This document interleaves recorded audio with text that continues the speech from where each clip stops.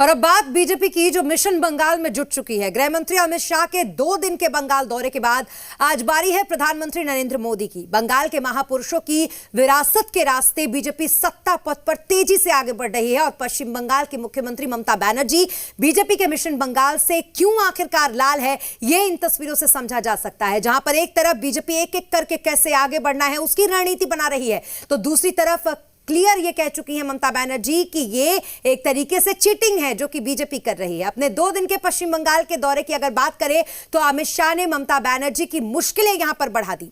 तृणमूल कांग्रेस के कई नेता बीजेपी में शामिल हो गए, तो वहीं दूसरी तरफ अमित शाह ने बंगाल की विरासत पर भी बीजेपी का दावा पुख्ता करने में कोई कमी नहीं छोड़ी। स्वामी विवेकानंद, रविंद्रनाथ टैगोर और खुदीराम बोस को नमन किया और अब आज प्रधानमंत्री नरेंद्र मोदी विश्व भारती यूनिवर्सिटी के शताब्दी समारोह को संबोधित करेंगे। मंगलवार को ही प्रधानमंत्री मोदी ने अलीगढ़ मुस्लिम यूनिवर्सिटी के शताब्दी समारोह में नेशन फर्स्ट का नारा दिया और आज वो विश्व भारती विश्वविद्यालय के शताब्दी समारोह को संबोधित करेंगे।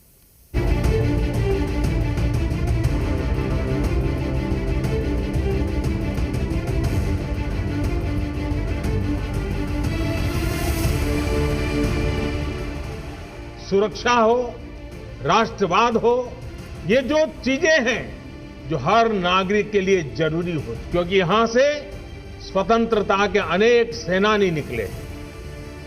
पहले अलीगढ़ मुस्लिम यूनिवर्सिटी को राष्ट्रवाद का सबक, अब विश्व भारती में मोदी संवाद। 2 दिनों में प्रधानमंत्री नरेंद्र मोदी का ये दूसरा अहम संबोधन होगा।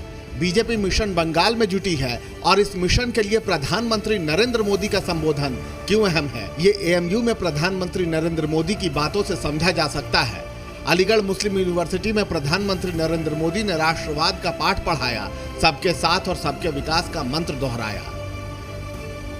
साथियों, समाज में वैचारिक मतभेद होते हैं, ये स्वाभाविक भी है, लेकिन जब बात राष्ट्रीय लक्ष्यों के प्राप्ति की हो तो हर मतभेद किनारे रख देना चाहिए।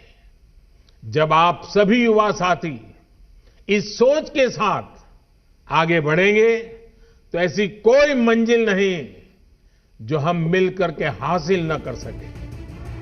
राष्ट्रवाद की इसी लहर को बीजेपी पश्चिम बंगाल में सुनामी बना देना चाहती है। अपने नेशन फर्स्ट के नारे के साथ बीजेपी ममता सरकार पर हमलावर है। बीजेपी महापुरुषों की विरासत पर अपनी दावेदारी मजबूत कर ममता सरकार को बैकफुट पर धकेलना चाहती है और इस विरासत में एक नहीं 4 चेहरे हैं। सुभाष चंद्र बोस, स्वामी विवेकानंद, गुरुदेव रविंद्रनाथ टैगोर और खुदीराम बोस। महापुरुषों की विरासत में बीजेपी को सत्ता पथ नजर आ रहा है। इसीलिए प्रधानमंत्री नरेंद्र मोदी आज विश्व भारती विश्वविद्यालय के शताब्दी समारोह को वीडियो कॉन्फ्रेंसिंग से संबोधित करेंगे। इस मौके पर पश्चिम बंगाल के राज्यपाल जगदीप धनखड़ और केंद्रीय शिक्षा मंत्री रमेश पोखरियाल निशंक भी मौजूद रहेंगे। नोबेल पुरस्कार से सम्मानित रविंद्रनाथ टैगोर ने 1921 में विश्व भारती विश्वविद्यालय की स्थापना की थी। वहीं दूसरी ओर अमित शाह एक बार फिर 12 जनवरी को स्वामी विवेकानंद की जयंती मनाने के लिए पश्चिम बंगाल जा सकते हैं। बीजेपी का यह मिशन बंगाल ममता बनर्जी के लिए मुसीबत बढ़ा रहा है और इसीलिए दीदी हमलावर है। ए माटी आमार भोर, ए माटी आमार समस्त स्वप्न, ए माटी मनेर जोर। এই মাটিটাকে ভালোবাসবেন, মাকে ভালোবাসবেন।